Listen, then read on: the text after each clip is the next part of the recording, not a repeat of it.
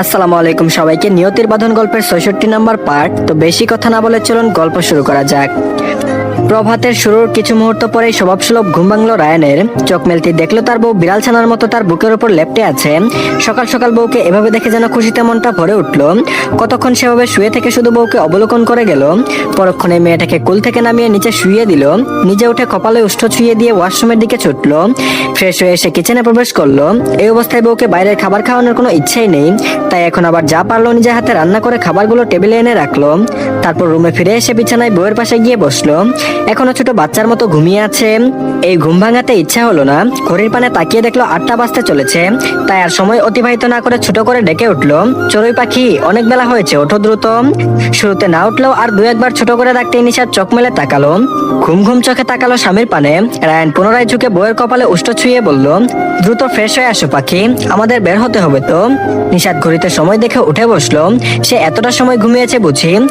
ঘুরে ঘুরে দেখার পর মনে পড়লো এটা তাদের বাড়ির রুম নয়। কাল রাতে স্বামীর সাথে তারা নিজস্ব ফ্ল্যাটে এসেছিল, আর রাতে সেখানে রাত্রি যাপন করেছে তারা। আরো মনে পড়লো রাতে বাচ্চার কথা শুনতেই কেমন পাগলামি শুরু করেছিল লোকটা। ভেবে হেসে ফেললো। সেই হাসি দেখে রায়ান মোহিত হয়ে বলল, সকাল সকাল এমন মিষ্টি এসে স্বামীকে পাগল করতে নেই বউজান, আমি নিজেই খেয়ে হারানোর আগে যাও ফ্রেশ হয়ে আসো।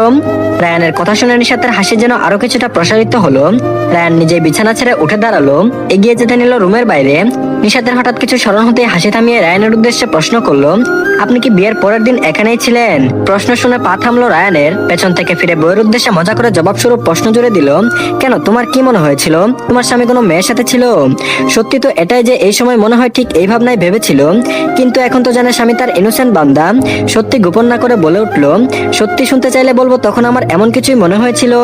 জবাব পেয়ে রায়ান ভ্রুকুটি করে বউয়ের নিকটে এগিয়ে এসে বলল, এমন ভাবার কারণ? নিশাত বলল, কারণ তখন কোনোভাবে জেনেছিলাম আপনি মুস্কান আপুকে পছন্দ করেন।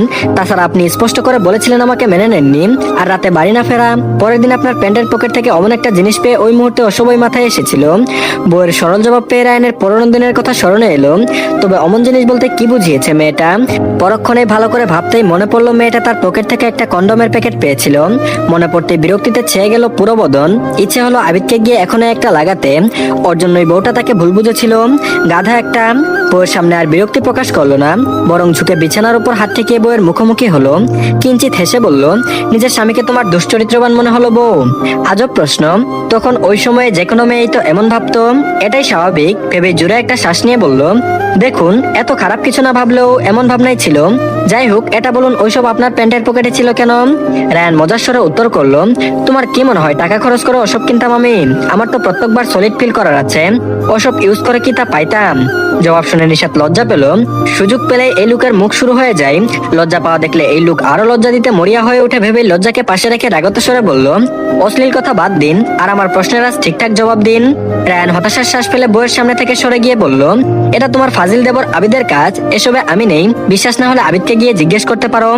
বলে রুম থেকে বেরিয়ে গেল। নিশাত তবদা খেলো, ছি, এসব কি অন্যকে জিজ্ঞেস করা যায়? আর সে কি বলছে? সে নাকি সে বিশ্বাস করেনি। খাটাস লুক একটা। বিছানা থেকে নেমে আগে বেলকনিতে গেল। পরনে এখনো রায়ানের শার্টটা পরা। নিজের কালকের পরিহিত পোশাকটা শুকিয়েছে দেখে স্বস্তির শ্বাস ফেললো। সেখান থেকে পোশাক নিয়ে বাথরুমে ঢুকে পড়লো। একেবারে গোসল শেষ করে বের হলো। তখন পুনরায় রায়ান রুমে আসলো। বউয়ের ভেজা চুল দেখে নিজের হাতে সুন্দর করে মুছে দিল। তারপর দুজন একসাথে বেরিয়ে ব্রেকফাস্ট করতে বসলো। রায়ান নিজেই বউকে খাইয়ে দিয়ে নিজেও খাওয়া শেষ করলো। তারপর একটু রেস্ট নিয়ে রেডি হয়ে নিশাতের কলেজ ব্যাগটা নিয়ে ফ্ল্যাট থেকে বেরিয়ে এলো। দরজা লক করে নিচে নামে নিজেদের গাড়িতে চড়ে বসলো। নিজেই বউয়ের সিট বেল্ট বেঁধে দিয়ে নিজের সামনে ঠিক মতো বসে গাড়ি স্টার্ট দিল। গাড়ির গতিবেগ নির্দিষ্ট সীমানায় রেখে ছুট লাগলো নিজেদের গন্তব্যের দিকে। আর এদিকে ব্যাগপত্র গুছিয়ে তৈরি হওয়া শেষ ছেলেটার। এক রাতের মধ্যে জব ছেড়ে দিয়ে নিজের আপুর সাথে বলে সব ম্যানেজ করে নিয়েছে। পাসপোর্ট তো আগেই ছিল, শুধু একটা টিকিটের প্রয়োজন ছিল, তাও ম্যানেজ করা শেষ। সন্ধ্যা 7টায় তার ফ্লাইট। এখন বোধহয় 5টার মতো বাজে। একটু পরে বাড়ি থেকে বের হবে, কিন্তু পারছে না মায়ের জন্য। আনিকা বেগম মুখ গুমরা করে ছেলে রুমের বিছানায় বসে আছে। ছেলেটা কাল রাতে বলল বিদেশে সেটেলড হতে চাই, আর এখনই সব রেডি। এত দ্রুত খেয়ে যেতে বলেছে। তিনি এই মুহূর্তে যেতে দিতে একদমই নারাজ। অথচ ছেলেটাও গো ধরে বসে আছে সে আজই চলে যাবে। পিয়াস উপায় না পেয়ে মায়ের সামনে হাঁটু গেড়ে বসলো। মায়ের একটা হাত নিয়ে তাতে একটা চুমু খেয়ে বোঝানোর স্বরে বলল, এমন বাচ্চামো করছো কেন আম্মু? কালই তো বললে আমাকে যেতে দিবে। আনিকা বেগম বলল, রাজি হয়েছি তার মানে এই নয় যে তুমি আজই কাউকে কিছু না বলে চলে যাবে। মায়ের মুখের আগত স্বর শুনে আবারও একই স্বরে বলল, আজ যাই আর কাল যাই, যেতে তো হবেই বলো। তাহলে আজ যেতে সমস্যা কোথায়? আর মামা বা ভাইকে বললে আমার 1000টা কৈফিয়ত দিতে হতো, তাই আমি চলে যাওয়ার পর না হয় বুঝিয়ে বলে দিও। কেন বুঝছো না আম্মু? উনি কি সত্যিই বুঝেন না? বুঝে তো, কিন্তু আদরের ছেলে দূরে চলে যাবে ভাবলেই তো ওনার বুকটা ফেটে যায় কষ্টে। তিনি আর ছেলেটার সাথে রেগে কথা বললেনই না। পিয়াস হতাশ হলো। মাকে পুনরায় বুঝিয়ে কিছু একটা আওড়াবে তখন রুমে প্রবেশ করলেন পিয়াল সাহেব। এসে ছেলের উদ্দেশ্যে বললেন, এই পিয়াস হয়েছে তোমার? কখন বের হবে? আমি কিন্তু রেডি।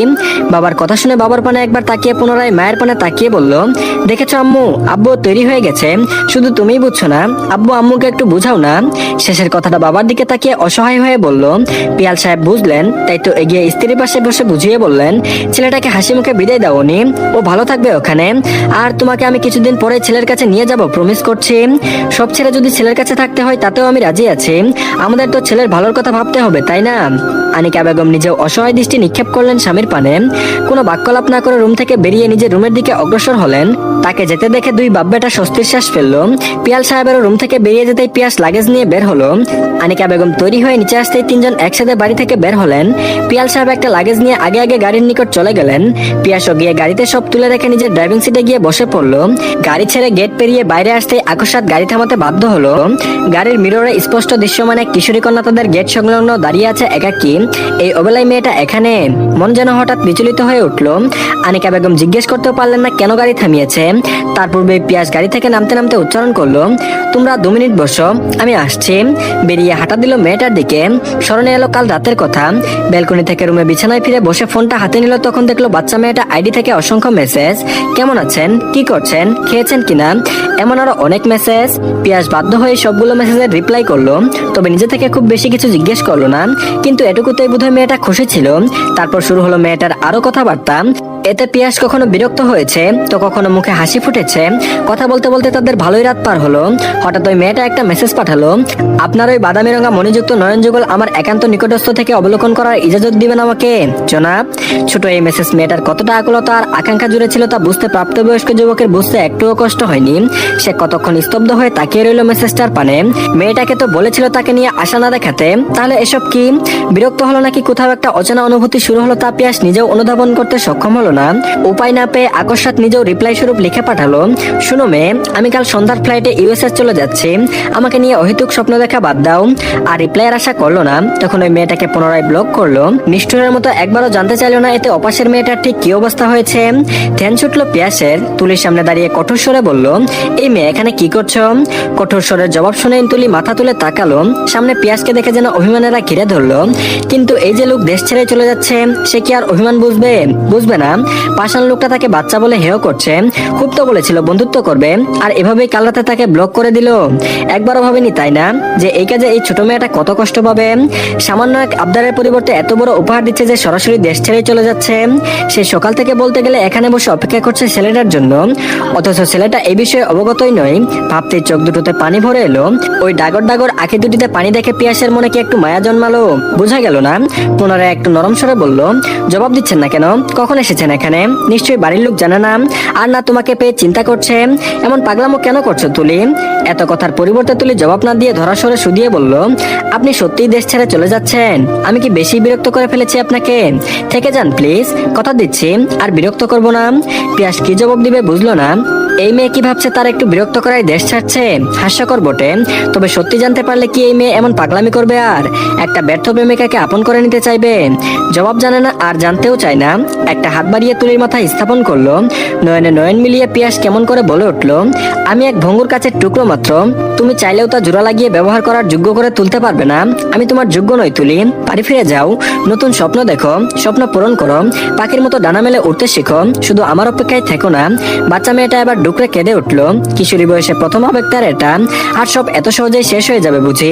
মেয়েটার কান্না দেখে আর ফর্সা মুখমণ্ডল জুড়ে অমাবস্যার ছাপ দেখে পিয়াস বোধহয় অস্থির হলো। হয়তো কাছের কেউ হলে বুকে টেনে নিয়ে যত্ন নিয়ে আগলে রাখতো। তবে বাচ্চা মেয়েটার সাথে এমন কিছুই হলো না। কতক্ষণ মুখটার পানে তাকিয়ে দেখলো, একটাবার সান্ত্বনাও দিল না। তুলির কান্নারা আস্তে আস্তে একটু প্রশমিত হলো। তা দেখতে পেয়ে পিয়াস বলল, এখন বাড়ি যাও তুলি, বাড়ির লোক চিন্তা করছে হয়তো, তাছাড়া আমাকেও যেতে হবে। কথাটা শুনতেই তুলি একরাশ অভিমান নিয়ে কাপা কাপা কণ্ঠে বলল, চলে যান আপনি, আমাকে নিয়ে চিন্তা করতে হবে না। পিয়াস একটা দীর্ঘশ্বাস ফেললো। তার সময় অপচয় হচ্ছে, সময় মতো এয়ারপোর্টে না পৌঁছালে ফ্লাইট মিস হয়ে যাবে, যা সে মোটেও চায় না। তাই শেষবারের মতো উচ্চারণ করলো, ভালো থেকো তুলি, আর এমন হাসি খুশি থেকো, আমাদের আর কথা হবে না হয়তো, তাই আমাকে ভুলে যেও, আসছি। বলেই মেয়েটা জবাব না শুনে ঘুরে কয়েক পা সামনে এগিয়ে গেল। পুনরায় কি মনে করে থেমে মাথাটা ঘুরিয়ে তুলির পানে তাকালো। শান্ত নিরেট স্বরে উচ্চারণ করলো, দ্রুত বড় হও মেয়ে, ততদিনে যদি তোমার আবেগ একই থাকে তখন না হয় এই ভঙ্গুর মানুষটার দায়িত্ব নিও, সেদিন কিছুর ইজাজত দিলেও দিতে পারি। কথার গভীরতা বাচ্চা মেয়েটা বুঝতে একটু কষ্ট হলো না। ঠিক বুঝলো, লোকটা কি তার পরীক্ষা নিতে চাইছে, পাশ করলেই বুঝি পেয়ে যাবে মানুষটাকে। অনিশ্চিত সবকিছু তবুও মুখের কোণে এক টুকরো হাসি ফুটে উঠলো। চোখের পানি আর মুখের হাসি নিয়ে বিদায় জানালো স্বল্প দিনের পরিচিত হওয়া মনের কোণে জায়গা করে নেওয়া পুরুষটাকে। পিয়াস মেয়েটাকে শেষ বিদায় জানিয়ে গাড়ির দিকে এগিয়ে গেল। এতক্ষণ গাড়ির জানালা গলিয়ে ছেলের কর্মকাণ্ড আর মেয়েটার চোখের পানি সবাই অবলোকন করছে আনিকা বেগম, যদিও দূর থেকে কোনো কথাই শুনতে পাননি। পিয়াস গাড়িতে উঠে বসতেই বললেন, মেয়েটা কে পিয়াস, সে কাঁদছিল কেন? পিয়াস শেষবারের মতো জানালার ফাঁক গুলিয়ে মেয়েটাকে একবার দেখে নিয়ে গাড়িটা স্টার্ট দিতে দিতে জবাব দিল, বাদ দাও এসব আম্মু, তেমন কেউ না। মানলেন না আনিকা বেগম, ফের কঠোর স্বরে বললেন, যা জিজ্ঞেস করেছি তার উত্তর দাও। পিয়াস বলল, ওর নাম তুলি, বাচ্চা মেয়ে একটা, দেখতেই পাচ্ছ, খুব বেশি দিনের পরিচয় নয়। মেয়েটা তোমার ছেলেকে পছন্দ করে, বিয়ে শাদী করতে চাই বোধহয়, আর কিছু জানতে চাও? ছেলের থেকে জবাব পেয়ে মুখে হাসি ফুটলো আনিকা বেগমের। ছেলেকে সুন্দর করে জবাব দিলেন, আর কিছু জানতে চাই না। পিয়াসও আর কোনো কথা না বলে ড্রাইভিং এ মন দিল। উইন্ডো মিররে না চাইতেও চোখ রাখলো মেয়েটাকে আর দেখা যায় কিনা, তবে আর দেখা গেল না। পিয়াস জোরে একটা শ্বাস ফেললো, যেন সেই শ্বাসের সাথে সব ক্লেশ, সব অস্থিরতা, সব বিষাদ দূর করে দিল। আর এদিকে ফ্রি হয়ে মাত্র শরীরখানা এলিয়ে দিল চেয়ারের গায়ে। এখন আর তেমন রোগী দেখার চাপ নেই, তাই ভাবলো আজ দ্রুতই বাড়ি ফিরে যাবে রায়ান। সাইলেন্ট করে রাখা ফোনটা বের করে নিজের হাতে নিয়েই দেখলো ফুপির নাম্বার থেকে একটা মেসেজ এসেছে। কি পাঠিয়েছে দেখার জন্য ফোনের লক খুলে স্ক্রিনে চোখ দিতেই চোখ দুটো যেন কোটর থেকে বেরিয়ে আসার উপক্রম হলো। সেখানে স্পষ্ট করে লেখা, তোমার ভাই আজ দেশ ছেড়ে ইউএসএ চলে যাচ্ছে, তোমাদের হয়তো কিছুই বলেনি, যদি ভাইকে একবার দেখতে চাও তাহলে দ্রুত এয়ারপোর্টে চলে আসো, সন্ধ্যা 7টায় ফ্লাইট।